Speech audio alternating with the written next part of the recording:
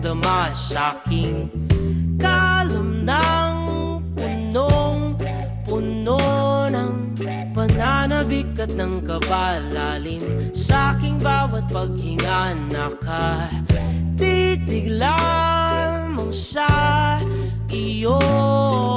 Naglakad ka ng dahan-dahan sa pasilyo tungo sa altar ng simbahan.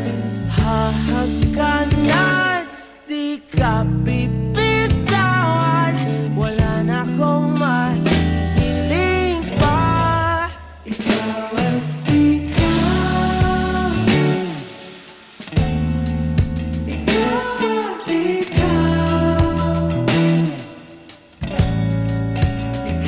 at ikaw, ikaw at ikaw,